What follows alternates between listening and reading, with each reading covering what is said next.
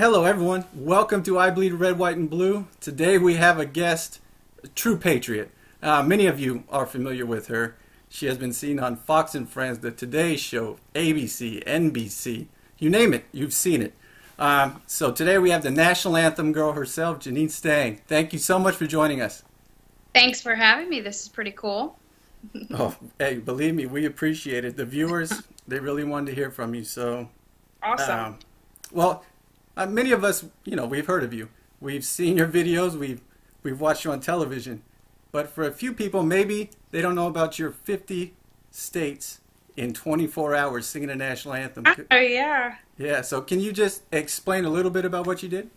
Sure. That was July 31st through to August 1st in Dana Point, California. There was an event called Shootout for Soldiers, and it was a 24-hour lacrosse charity. So there were going to be 48 teams playing 24 different games an hour each time.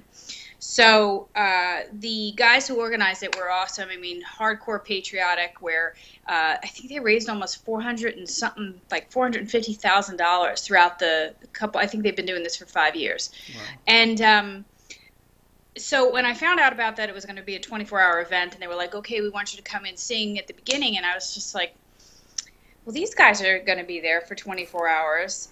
So I asked them, I said, what about if I sang every hour? Because there's going to be teams changing the fields. And they were like, oh my gosh, this would be, we wanted to do something. We were scared to kind of ask.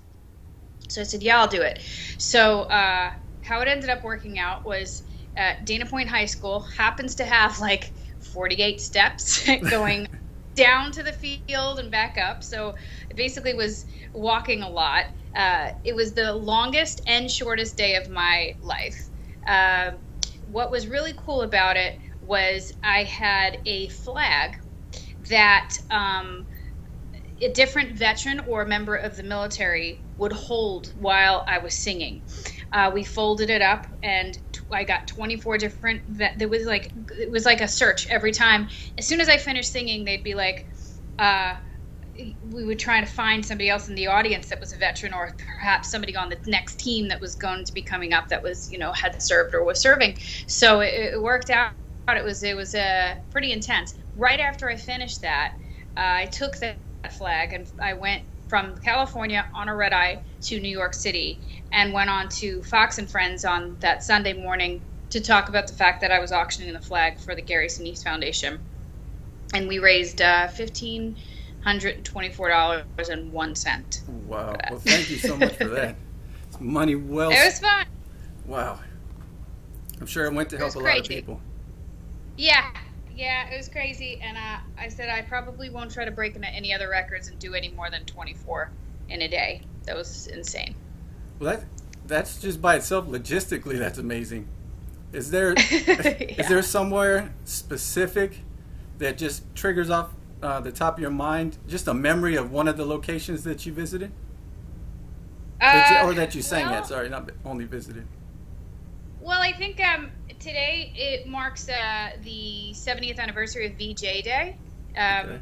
70 years ago, the Instrument of Peace was signed aboard USS Missouri. Mm-hmm. The USS Missouri is in Pearl Harbor in Hawaii, and that was actually my 49th state. And how that works, which was kind of interesting, was the Today Show had contacted me and said they wanted to do a piece on what I was doing. And I said, well, I'm going to Hawaii next if you wanted to come and interview me there. And so they did. So I flew in, got aboard the USS Missouri. We did an interview with the Today Show, and it was just great because I got to tour the ship and stand exactly where that was all signed. But logistically, like literally right after that, I had to fly back to LA, do an interview again with the Today Show. I needed more segments, and then from there I flew to Tennessee. So there have been times during that journey that I was in 6 to 7 states and did about 8 events a month. So I've got my luggage sitting right there. See my luggage? It's gone with me everywhere. I don't know if you can see it. But You have your trusty sidekick. Well, hold on one second. We have to take a quick break, and we'll be right back. Okay.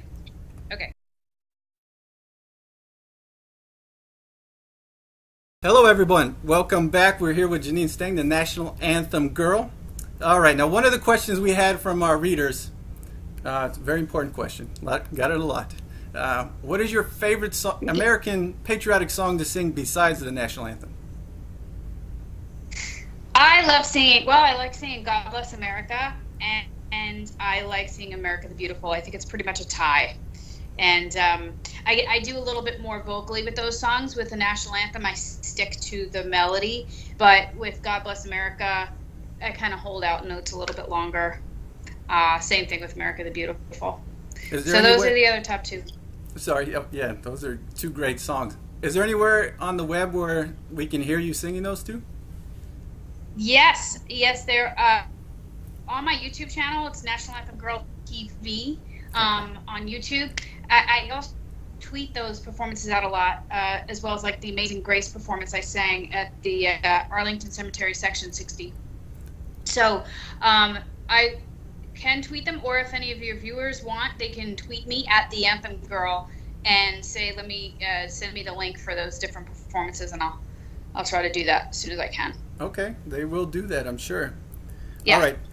Finally here, I know you are a busy person, so we have to wrap this up. But we want to know about last year's 200th anniversary celebration at Fort McHenry. Yes. Fort McHenry is the fort that we were defending on September 14th. September 13th into the 14th was where Francis Scott Key was on a ship watching the fort being defended. And when he woke up in the morning through the mist and through the smoke, really, he saw that our flag was still there.